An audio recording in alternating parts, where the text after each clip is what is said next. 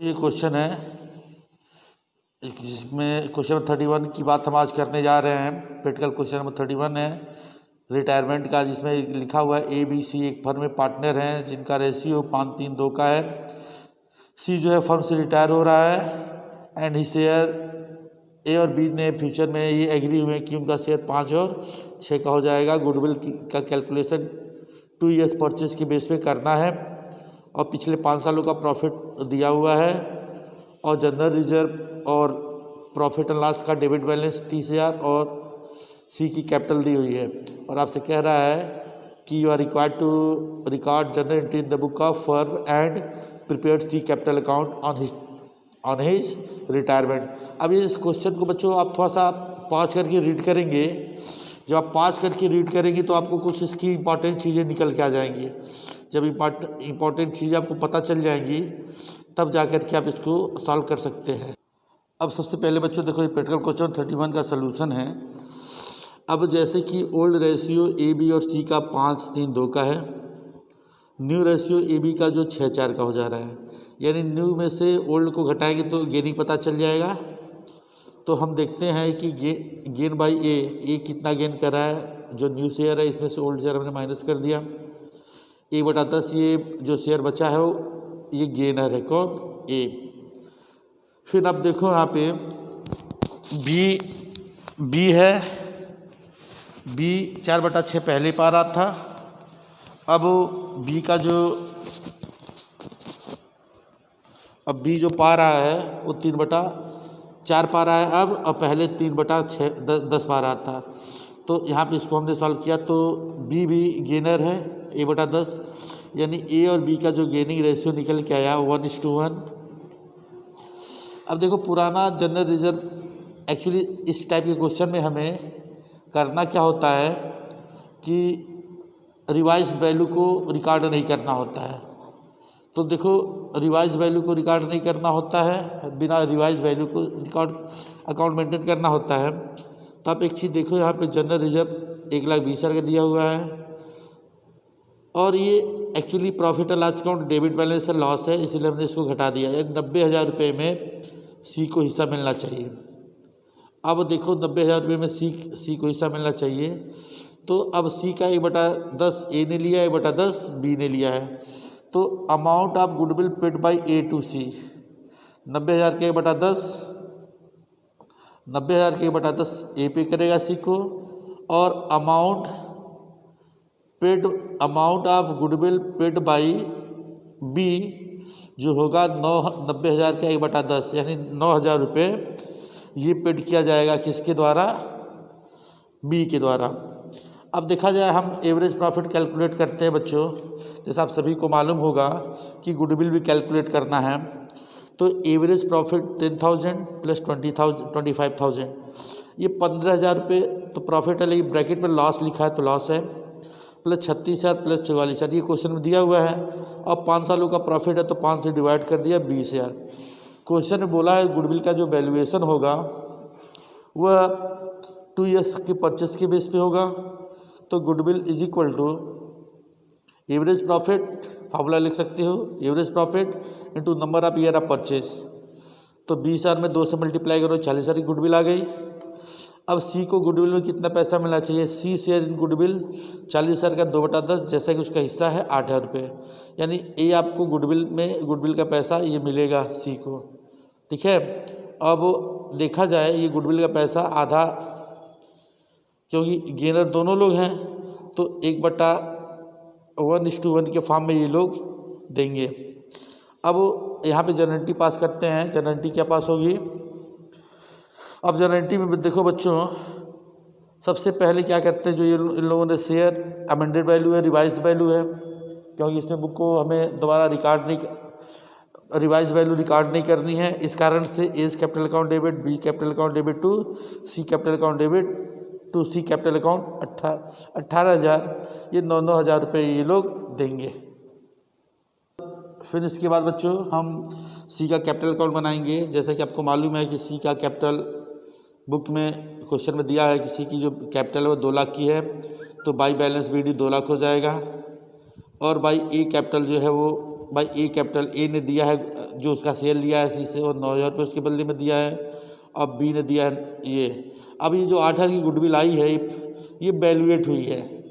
ये गुडविल जो है वैल्यूएट हुई है रिटायरमेंट के समय, फर्म के रिटायरमेंट के समय गुडविल वैल्यूएट जो हुई है वो 8,000, तो भाई उसमें भी उसको हिस्सा मिलेगा ही, तो सी को 8,000 रुपये उसका शेयर इससे मिल जाएगा। इस प्रकार से इसको हम ऐड करेंगे, 2,26,000 इधर, 2,26,000 इधर, यानी टोटल जो पैसा उसको पेबल है यानी सी को 2,26,000। अब इस 2,26,000 को आप चाहो तो कैश पेमेंट कर दो, या चाहो तो सी के लोन अकाउंट में ट्रांसफ़र कर दो, जैसी आपकी इच्छा वैसे आप कर सकते हैं। ओके स्टूडेंट, अब हम एक नए टॉपिक की बात करते हैं, जिस टॉपिक का नाम है कि payment of amount due to retiring partner. Payment amount due to retiring partner क्या होता है? When the amount due to retiring partner is ascertain, जब मान लो रिटायरिंग पार्टनर का अमाउंट असर्टेन हो जाए, पता सब कुछ अकाउंट हो जाए, आफ्टर ऑल एडजस्टमेंट, सारे एडजस्टमेंट करने के बाद, it is either paid out in cash, या तो इसका पेमेंट हम कैश में कर देते हैं जैसा कि क्वेश्चन में कहा रहेगा, या transfer to his loan account, या उसके लोन अकाउंट में ट्रांसफ़र कर देते हैं। अब यहाँ पे दो सिचुएशन आ रही है, या तो कैश पेमेंट करिए या उसके लोन अकाउंट में ट्रांसफ़र करिए। तो अगर जो बच्चों पहली सिचुएशन आ रही है, if amount paid in cash, अगर जो अमाउंट कैश में पेड किया जा रहा है तो जनरल एंट्री पास होती है, retiring partners capital account debit to cash of bank account, cash of bank account. लेकिन situation number B, if the amount is transfer to his loan account, अगर जो अमाउंट उसके लोन अकाउंट में transfer किया जा रहा है तब एंट्री क्या पास होती है, retiring partners capital account debit, retiring partners capital account debit to retiring partners loan account.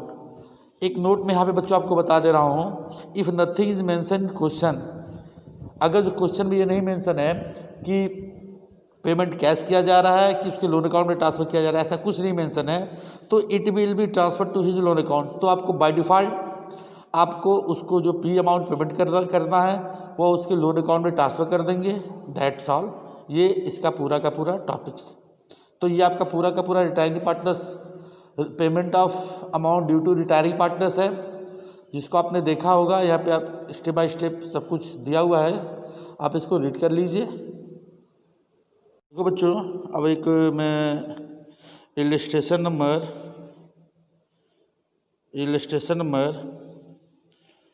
31 की बात करने जा रहा हूँ। 31 इलस्ट्रेशन जो है वो कह रहा है कि A B C and D were partners sharing profit in the ratio of 1 2 3 4। चार पार्टनर हैं ए बी सी, इनके 1 2 3 4 के रेशियो हैं। डी रिटायर करा and his share was acquire A and be equally, जैसा कि डी जब रिटायर करा इसका शेयर ए और बी इक्वली एक्वायर कर रहे हैं। Goodwill was valuated at 3 years purchase, goodwill को 3 सालों के लिए के बेस पे परचेज किया जा रहा है। Of average profit of last 4 year, पिछले साल 4 सालों के एवरेज प्रॉफिट के 3 गुने के बेस पे गुडविल का बंटवारा कैलकुलेशन किया जाएगा। विच वर ₹40,000, जो कि कैलकुलेट करके दे दिया, गुडविल 40,000 है। General reserve show a balance of 1,30,000, general reserve 1,30,000 का है। And D capital in the balance sheet was 3 lakh, D की कैपिटल बैलेंस शीट में 3 लाख शो करी एट द टाइम ऑफ उसके रिटायरमेंट के समय। आपसे कहा जा रहा है you are required to record necessary general entry in the book of firm and prepare the capital account on his retirement. अब एक चीज़ देखो यहाँ पे बच्चों, आप सभी को मैं बता दूँ, आप सभी को एक चीज़ मैं यहाँ पे क्लियर कर दे रहा हूँ। ओल्ड रेशियो दिया है, यहाँ पे गेनिंग रेशियो दे दिया है। तो यहाँ पे गेनिंग रेशियो की कोई आवश्यकता खास नहीं है, क्योंकि यहाँ पे कैलकुलेशन करने की कोई जरूरत नहीं है। सबसे पहले क्या करते हैं, अब पता करते हैं जो आपका गुडविल है, गुडविल वैल्यूएट हुई है 40,000 की। जैसे आप लोग देख रहे हो, गुडविल वैल्यूएट हुई है 40,000 की। जैसे आप लोग देख रहे हो कि एवरेज प्रॉफिट 40,000 कैलकुलेट करके दे दिया है, एवरेज प्रॉफिट जो है वो 40,000 कैलकुलेट करके दे दिया है। और क्वेश्चन में गुडविल बोला है कि एवरेज प्रॉफिट के कि 3 years परचेस की बेस पे गुडविल की गणना की जाएगी। तो गुडविल की रकम हो गई 1,20,000 और इसमें जो पार्टनर रिटायर करा डी का शेयर जो हो जाएगा 1,20,000 का 4/10 यानी 48,000 रुपये। यानी गुडविल कितना हो जाएगा 48,000 रुपये गुडविल का हो जाएगा, जिसमें से 24,000 रुपये डी को गुडविल का ए देगा और 24,000 रुपये बी देगा। ठीक है, आप लोग इसको देख लें।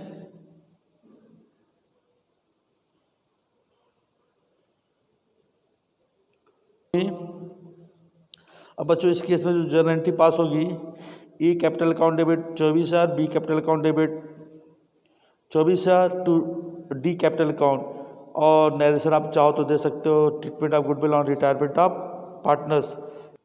अब आगे देखते हैं। क्वेश्चन बोला है कि 1,30,000 का जनरल रिजर्व है, तो 1,30,000 का जो जनरल रिजर्व है बच्चों वो पार्टनर्स के बीच में ओल्ड रेशियो में बटेगा। तो general reserve account debit to A capital to B capital to C capital to D capital. इस जनरल रिजर्व को 1, 2, 3, 4 के रेशियो बांटेंगे तो 13,000, 26,000, 39,000 और 52,000 मिलेगा। ये पूरा का पूरा इनका हो गया। अब क्वेश्चन में अब ये कह रहा है कि डी का पैसा जो है उसके लोन अकाउंट में ट्रांसफ़र करना है। तो सबसे पहले हम आते हैं डी का सबसे पहले कैपिटल अकाउंट बना लेते हैं। एक एंट्री की जगह छोड़ दीजिएगा, एक एंट्री की बच्चों जगह छोड़ दीजिएगा, ये वाली जगह छोड़ दीजिएगा। फिर डी कैपिटल अकाउंट बनाइए।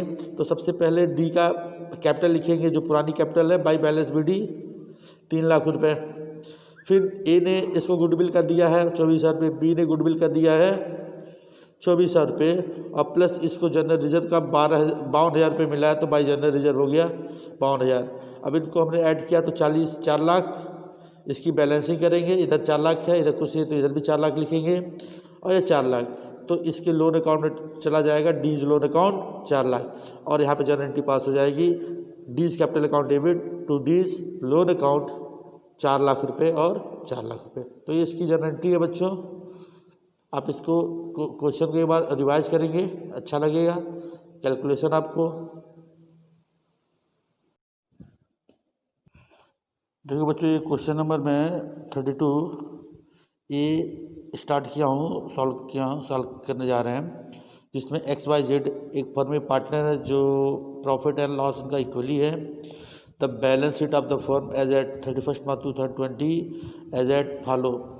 Kate's general reserve provident fund, XYZ की capital, cash in and cash at bank, debtors, stock, investment, freehold property, trademark, goodwill वगैरह दिया हुआ है। ये नीचे कुछ क्वेश्चन दिए हुए हैं। Z retire on 1 April 2020, Z 1 अप्रैल 2020 को रिटायर हो रहा है। Freehold property to evaluated 5,80,000। अब देखो 4 लाख की प्रॉपर्टी 5,80,000 की हो गई, तो जब 5 लाख की प्रॉपर्टी 4 लाख की प्रॉपर्टी 5,80,000 की हो गई तो 1 लाख की वृद्धि, 1,80,000 की वृद्धि हुई। इन्वेस्टमेंट वैल्यूएटेड 47,000 जो कि 50,000 का 47,000 पे हो गया, 3,000 कम हुआ। स्टॉक वैल्यूएटेड 94,000 जो कि 1 लाख का था, ये भी कम हुआ है। डाउटफुल लाइबिलिटीज़ कम हो जा रही है। ट्रेडमार्क वैल्यू लेस हो जा रहा है। An item of 12,000 include creditors is not likely to be claim. 12,000 की लाइबिलिटी जो केटस के तौर पे थी वो क्लेम नहीं हुई। फिर कह रहा है goodwill be valuated at 1 year purchase of the average profit of last 3 years. पिछले 3 सालों के प्रॉफिट के आधार पे 1 वर्ष का गुडविल निकालना है। आपसे लास्ट में कह रहा है कि पास journal entry give capital account and balance sheet of the remaining partners. अब इस क्वेश्चन को बच्चों हम लोग सॉल्व कर रहे हैं। आप इसकी वीडियो को पॉज करके आप लोग देख सकते हैं, क्वेश्चन को रीड कर सकते हैं। वीडियो पॉज कर लीजिए, क्वेश्चन रीड कर लीजिए, ठीक है। उसके बाद हम सोल्यूशन पे आते हैं। सोल्यूशन पे अब सबसे पहले बच्चों हम बात करते हैं। जैसे क्वेश्चन में पहला पॉइंट बोला है, आप किताब को अपने सामने रखिएगा तभी आप क्वेश्चन समझ में आएगा। जैसे पहला पॉइंट बोला है कि freehold property be valuated at 5,80,000। Freehold property की वैल्यू जो है वो 5,80,000 वैल्यूएट की गई, जबकि एक्चुअल में बैलेंस शीट में वो 4 लाख की है। तो 1,80,000 की प्रॉपर्टी की वैल्यू बढ़ी, तो freehold property account debit to revaluation account 1,80,000। इसके बाद बच्चों दूसरा देखिए, दूसरा, तीसरा, चौथा ये दूसरा, तीसरा और चौथा एडजस्टमेंट हम एक साथ सॉल्व किए हैं। जैसे इन्वेस्टमेंट जो है 50,000 से 47,000 हो गया, स्टॉक 1,00,000 से 94,000 हो गया, और PVDD जो बनाया गया है वो 5% डेटर्स पे, और ट्रेडमार्क भी वैल्यू लेस हो गया। तो हमने चारों को एक साथ कंसीडर किया। रिवैल्यूएशन अकाउंट डेबिट, क्योंकि एसेट्स की वैल्यू कम हो रही है, revaluation account debit. To investment account 3,000, to stock account 6,000, to provision for doubtful debts. अब 2 लाख का 5% निकालेंगे तो 10,000 होगा। और टू ट्रेडमार्क 20,000 का था जो वैल्यू लेस हो गया है, ट्रेडमार्क 20,000 का था जो वैल्यू लेस हो गया है। अब आगे बच्चों क्वेश्चन में एक चीज़ कह रहा है, पॉइंट नंबर 5वां, an item of 12,000 including in केटस is not likely to claim. 12,000 के केटस है जिनका क्लेम नहीं हुआ, क्योंकि लाइबिलिटीज़ कम हो जा रही है। तो creditors account debit to revaluation account 12,000। फिर बच्चों ये हो गया। अब एडजस्टमेंट के सारे काम हो गए। अभी गुडविल का वैल्यूएशन करेंगे। अब आप बैलेंस शीट में देखो तो बैलेंस शीट में आपको जनरल रिजर्व 60,000 दिख रहा है। तो 60,000 के जनरल रिजर्व को पार्टनर्स के बीच में बांट देते हैं। तो general reserve account debit to X capital account, to Y capital account, to Z capital account. अब एक्चुअली जनरल रिजर्व 60,000 का है, पार्टनर्स का रेशो इक्वल है, तो इनके रूप बराबर बटेगा, यानी 20,000 20,000 20,000। फिर देखिए आप बैलेंस शीट के एसेट साइड में आइए तो आप गुडविल दिख रहा है 33,000 का। तो 33,000 की गुडविल, ये ओल्ड गुडविल है जो बैलेंस शीट में शो करे, इसको ही पार्टनर्स के पीछे बांटेंगे। तो X capital account debit, Y capital account debit, Z capital account debit to goodwill account. 33,000 की गुडविल है, इसको भी बराबर बांटना है। तो 11,000 11,000 11,000। अब बच्चों अगर जो हम इन सबको करने के बाद अगर जो हम डेबिट का टोटल करते हैं तो 1,92,000 आ रहा है, और क्रेडिट का टोटल जो है वो लगभग 39,000 आ रहा है। ठीक है, तो 1,92,000 से अगर जो हम यहाँ पे आप लोग देखिए 80,000 का एक क्रेडिट है और 12,000 का एक क्रेडिट है, यानी 1,92,000 का क्रेडिट है और 39,000 का डेबिट है रिवैल्यूएशन। तो 1,53,000 डेबिट साइड में कमी आ रही है। डेबिट साइड में 1,53,000 की कमी आ रही है। ये हमारा प्रॉफिट हुआ, और प्रॉफिट हुआ तो पार्टनर्स के बीच में इक्वल बटेगा। तो 3 से जब डिवाइड करेंगे तो हर पार्टनर्स को प्रॉफिट में 51,000 रुपये मिलेगा। तो रिवैल्यूएशन अकाउंट डेबिट, जब प्रॉफिट बांटेंगे तो revaluation account debit to X capital account, to Y capital account, to Z capital account, सबको 51,000 रुपये मिल जाएगा। अब बच्चों हम गुडविल का कैलकुलेशन करेंगे। पॉइंट नंबर 6, जो 6 नंबर पॉइंट दिया है उसके गुडविल की कैलकुलेशन करेंगे। तो सबसे पहले एवरेज प्रॉफिट निकालेंगे। तो एवरेज प्रॉफिट हमारा आप लोग देख ही रहे हो कि जो एवरेज प्रॉफिट होगा वो 1,20,000 प्लस 1,00,000 प्लस 95,000, तीनों को ऐड करेंगे 3,15,000 होगा। 3 से डिवाइड करें 1,05,000। और गुडविल जो होगा 1 ईयर परचेस के बेस पे होगा, तो 1 ईयर परचेस से 1 से मल्टीप्लाई करें, गुडविल हमारा 1,05,000 निकल जाएगा। अब जेड का शेयर गुडविल में कितना हुआ? जेड का शेयर गुडविल में 1,05,000 का 1/3 निकालेंगे तो 35,000, क्योंकि इक्वल पार्टनर हैं तो 35,000 मिलेगा। अब 35,000 में से क्योंकि इनका गेनिंग रेशियो भी इक्वल ही होगा तो 17,500 इस 35,000 का 2 यानी 17,500 ए देगा और 17,500 बी देगा। अब जो अगली एंट्री पास होगी, X capital account debit 17,000, Y capital account debit 17,000 to Z capital account 35,000। ये एंट्री पास होने के बाद तुरंत अब फाइनल पेमेंट करेंगे। तो फाइनल पेमेंट जब हम करते हैं तो ऐड करेंगे तो 2 लाख इनकी कैपिटल हो गई, 35,000 का इनको गुडविल का पैसा मिला है और 20,000 रिजर्व मिला है और 11 गुडविल का पैसा कटा है। यानी कुल मिला के देखा जाए, जैसे इनकी कैपिटल टोटल कैपिटल 2 लाख की थी, 2 लाख की इनकी कैपिटल थी, इनको 51,000 रुपये का प्रॉफिट मिला है, 20,000 रुपये गुडविल का मिला है और 35,000 रुपये एक गुडविल रिजर्व का 20,000 मिला है एक गुडविल का। तो ये 3,06,000 रुपये इनको मिला, जबकि 11,000 इनका गुडविल का कट गया है। तो 2,95,000 इनका बैलेंस आ रहा है।